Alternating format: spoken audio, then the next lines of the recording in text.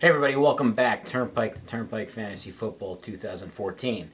I'm League Commissioner Kevin Bugula, and this is the Week 9 preview show. Wow guys, what a week. Some major points scored this past week. 11 out of the 12 teams, Bob Crane, scored 100 points or more. It was just a high-scoring week. We had some really close games. We had some blowouts. It was a great week to be a part of Turnpike Fantasy Football, unless you're Bob Crane. We had some activity off the field. We have a trade going on right now that's in the works and being processed. There's all kinds of things going on. All kinds of playoff ramifications hang in the balance. We have people coming back to the pack, people moving ahead of the pack.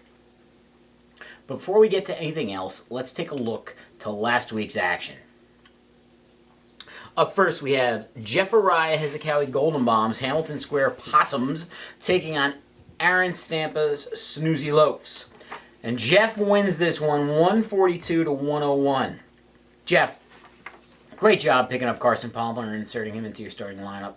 You know, a lot of people would have just rolled with Matt Ryan, but you know he's struggling. He was somebody you drafted, somebody you liked. We talked about it earlier on this very show. And you've kind of cut bait on him for a little bit. You got Carson Palmer now this past week. You'll have him again for this week while Matt's on.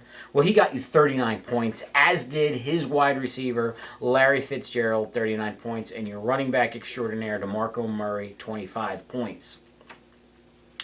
Where Aaron, you got 37 points out of your quarterback, Nick Foles, 22 points out of your running back, Eddie Lacy, and really a great game for him, and 12 points out of your Houston Texans defense.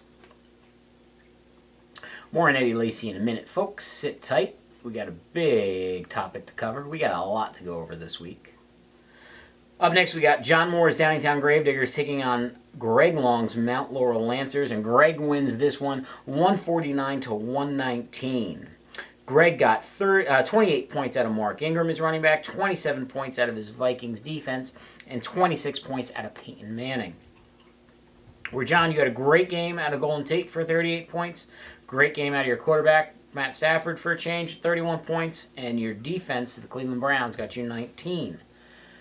John, that was a brutal second half to that game on Sunday. I know you had to be excited after those set of that one early game, that London game on Sunday morning, 9 o'clock kickoff.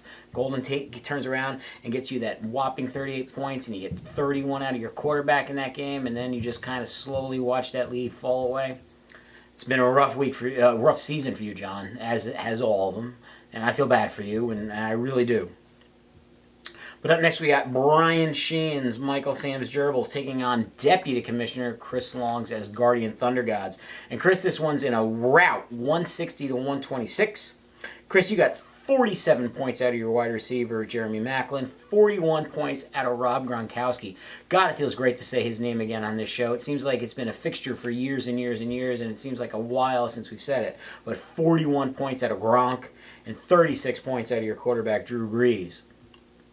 Where, sheesh, you got 42 points out of your quarterback, Tom Brady. You also got 23 points out of your running back, Jamal Charles, and 18 out of your wide receiver, Deshaun Jackson. Deshaun's been very solid for you this past couple weeks. It's very good. Up next, we've got, look at this, Bob Crane's Julius Jones falls to Mike Bond's East Fall Blunts. 131 to 79. Mike, you got 35 points out of that Thursday game with Emmanuel Sanders, and basically your team never looked back. You added 29 points from your Chiefs defense, and on that Thursday night, you got 17 points out of your running back, Ronnie Hillman. Now, Bob, you got 23 points out of your quarterback, Jay Cutler. You're welcome. You also got 14 points out of your running back, Alfred Morris. Shane's going to say you're welcome.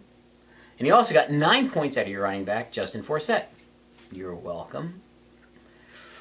Woo! Up next, we got Kenny Longs, Kenny's Godfathers, taking on Jeff Szyminski and his Paper Tiger. Again, more on Jeff Szyminski in a little bit.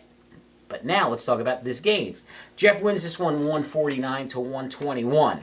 Jeff got 35 points out of Randall Cobb, 34 points out of Antonio Brown, and 29 points out of Matt Forte.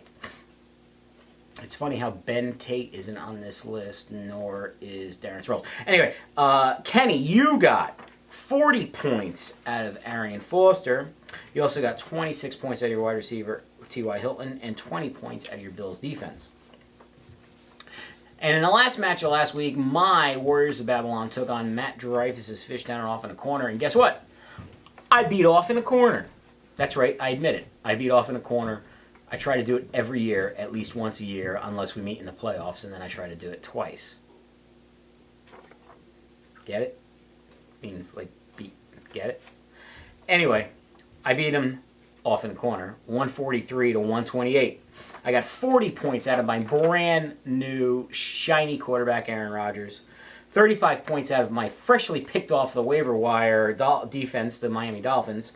And 16 points out of my new running back, Chris Ivory.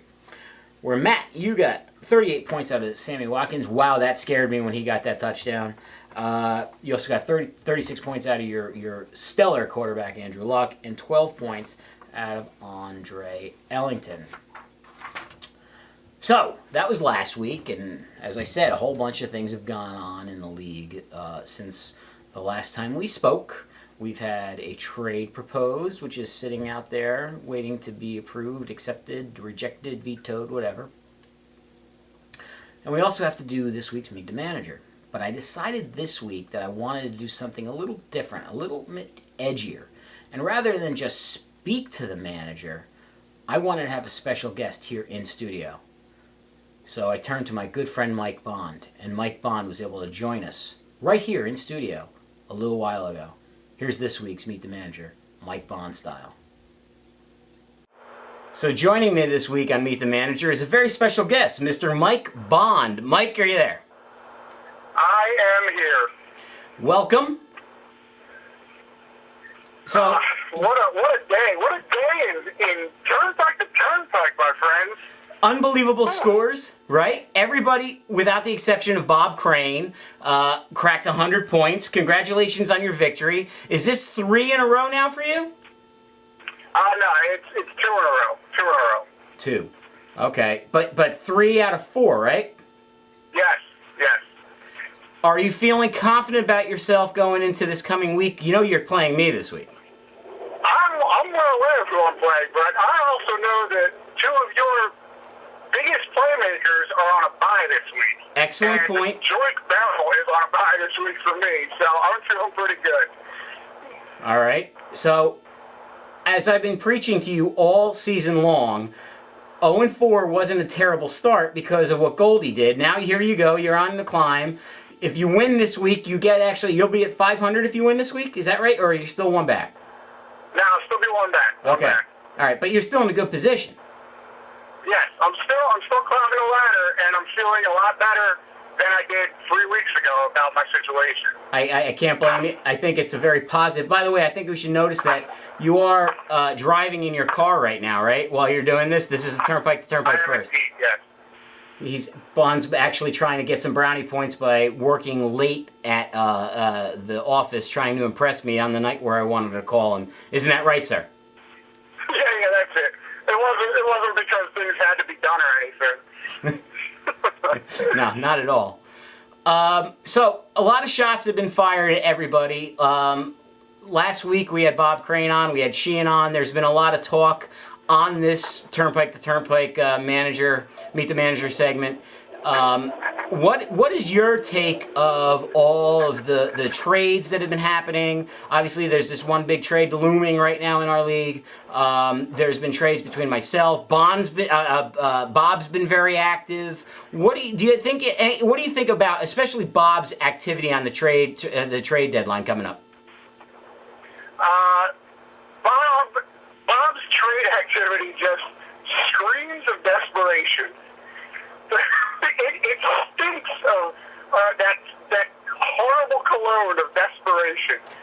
And I think guys are scrambling when they don't necessarily need to scramble.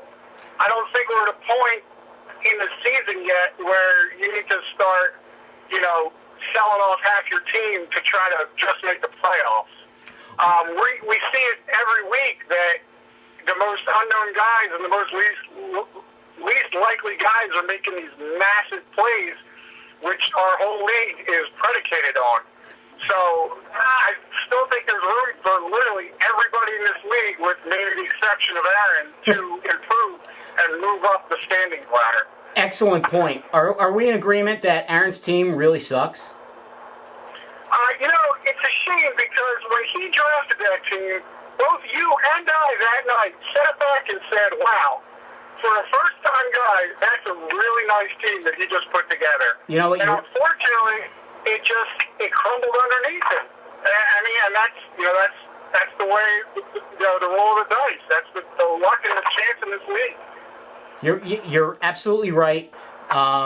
I actually am surprised at how bad his team performed. Obviously, he made some really bad draft picks up top that nobody knew were bad. But what did you think when Bob, going back to Bob, traded Calvin Johnson? That was a little bit of a head scratcher, because you just traded arguably the best wide receiver in the NFL over the last 4 or 5 years, because you just weren't willing to wait. Because when he does come back, and he will be back, he's going to be dominant once again. And I think you're going to be kicking yourself in the ass, little Bobby. Well, here's the problem, Mike. Bob's dad's a dentist and told him that a high ankle sprain you can't come back from that season. I totally forgot about the medical advice that Bob received about that trade. It all makes sense to me now. I take back everything I just said. Right. Okay. Thank you. So I win that argument? Oh, absolutely. Dental school, you learn all the bones there. All right. So moving forward, we've got 4 more games. Basically, it's going to take you. What do you think? 3 more wins, and you'll be able to eke it in, or do you think you're going to have to win out? It's good. Yeah, 3 wins would be nice, but a couple losses on the other end of the spectrum would help me out as well. So again, I'm not strutting out there and saying I got this and my team's going to take me all the way, but like you said before, I'm currently on the upswing and I'm enjoying it while it lasts. Excellent point. It could end any week now, but I'm going to ride it as long as I can. That makes sense. That's good. All right, man. I know you're driving, and it's going to take you a while to find a parking spot wherever you're going, and I'll let you get going. But thanks for joining us this week. It was a pleasure having you, and I appreciate your time. And hopefully you'll get those 3 wins, not the 4, because that would mean you'd have to beat me this week. Like I said, Marty, your 2 massive playmakers are on a bye. We're going to see how this plays out. I'm feeling pretty good about it. All right. Go ahead. Sorry, I thought I lost you. No, we're good. You're feeling good about it. All right, man. Bye. Take care. That was Mike Bond, owner of the East Fall Blunts. Thanks for joining us again, Mike. That was fun. That was great having you here in studio. I'm glad you took the time to come out. I'm glad you had your Stormtrooper shirt on. You looked great. By the way, did you notice I made his mouth move half the time when I was talking? Ventriloquism's hard. I'm not used to that. It's kind of new. So, before we get to this coming week's matchups, which I have right here, and I'll be reading them shortly. I want to talk about the 500 gram, well, what do you weigh, about 300 pounds, Jeff? 300-pound gorilla in the room, and that is Jeff Szymanski and his trade right now that is out there with Aaron Stampa's Snoozy Loafs. And for those of you who don't know about it, I'm sure you all know, we are talking about Jeff Szymanski offered up, graciously, Ben Tate and Darren Sproles for Eddie Lacy. And when it first came through, I was kind of thinking, this is kind of fair, no big deal. And then I started hearing from some of you, and then I heard from all of you. And today I've had phone calls and emails and text chats and everything with a lot of you. Not all, everybody, but the majority of you have weighed in on this. And I will be honest, this is probably the toughest position that I have been put in as this league's commissioner in 7+ years of being a part of Turnpike to Turnpike. I feel that there are a couple factors here weighing in, and really I'm about to make my decision on what I decided to do with this trade. It's tough on me. I see both sides of it, I really do, and I've had both sides of it argued to me. I've had people tell me the good and the bad, and that's the truth. I haven't had just everybody telling me that it's this way, and I haven't had everybody telling me it's that way. I've had equal parts to this. So let's weigh this out, okay? We'll do this real quick. The trade deadline is today, Wednesday. And there's no more trading. So this will be, with all intents and purposes, the last trade of the 2014 Turnpike to Turnpike fantasy football season. And let's be honest, it wouldn't be a trade unless Jeff Szymanski's involved in a trade. And he said to me earlier today, his plan when he's strategizing is trading. He's known on all these leagues, he's telling me, for being a trader. His words. I understand that. And I think that, for the most part, we all understand that. But we know that there's a history here. And the history is, Jeff's traded with Anthony Parisi in the past, and now he's trading with Aaron Stampa, who are basically fantasy newcomers. Anthony was in his second year, granted, but Aaron's in his first.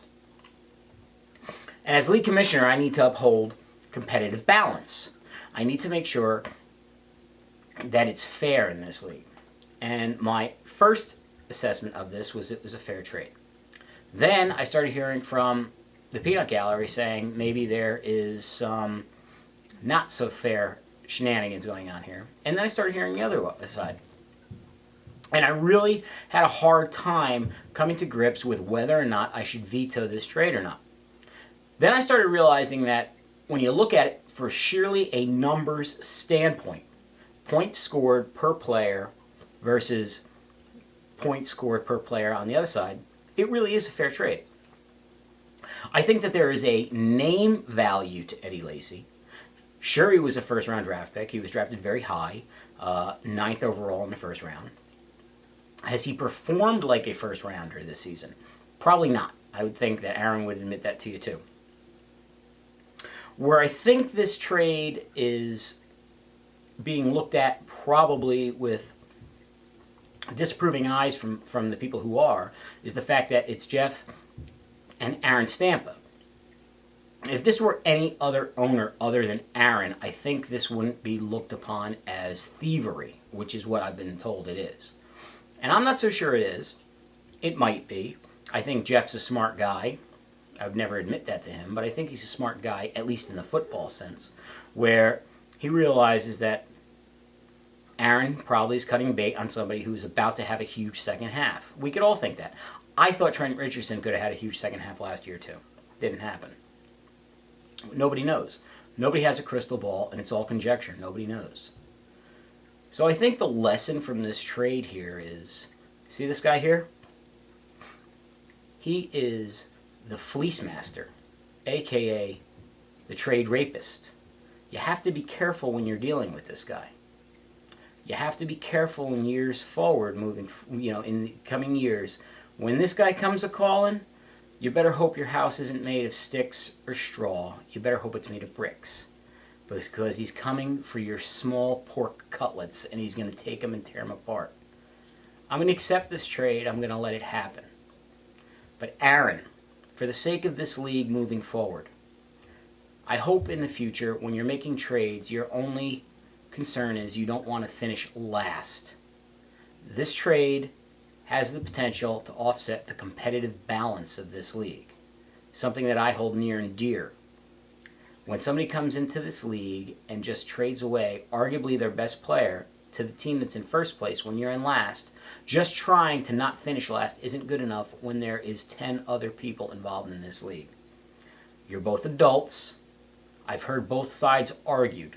I've struggled over this greatly, but I'm going to accept this trade and I'm going to let it happen. I'm going to let Jeff now pair Eddie Lacy with Matt Forte as his running back tandem. And he could tell me all he wants about how it's fair on both sides. It's not. But you were able to convince another adult who paid the entry fee, like we all did, to trade away arguably his best player. He is now yours. And you are going to reap the benefits of having Eddie Lacy for the second half of the season. So much so that I now am going to actually go ahead and congratulate you on being the 2014 Turnpike to Turnpike League champion. Congratulations, you were able to do it again. You figured out a way to get there, and this time you got the championship, Jeff, and I'm proud of you. But until then, we still have some games to play until the inevitable and you win this league. And then we're all playing for second, third, and fourth place. But let's look at this coming week's matchups and see how we're going to do. Because I know you're drafted Eddie, and it's going to be a tough week this week because he's on bye, and who's me? Okay. Trade's over. You get him. Aaron. Whew. Sad part is, Aaron, if you just kind of put a message board post out there once and just said, Eddie Lacy's available, what are you guys going to offer me? You could have weighed offers and you would have got far more than what you got. That's just a lesson in this league. Congratulations, you now have Ben Tate and Darren Sproles. Here comes this week's matchups. First up, we got my Warriors of Babylon taking on Mike Bonds, our guest here, in-house a little earlier, and his East Fall Blunts. Tons of bye week issues in this game, especially on my side. I've got no quarterback, I've got no wide receiver one, and Mike, you're going to be without Joik, Alshon Jeffrey, and Roddy White. In the next match, we've got the aforementioned Jeff Zeminski, and everybody should feel bad for him this week because he will not have Eddie Lacy because he's on bye week this week, and I don't know how you're going to cope.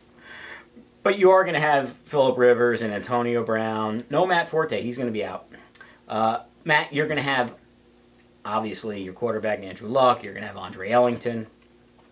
No Julio Jones or Sammy Watkins, and Sammy's just been killing it for you lately. And we're not really sure on what's going to happen at this point with A.J. Green. In the next match, we've got Aaron Stamp and his Snoozy Loafs taking on Bob Crane.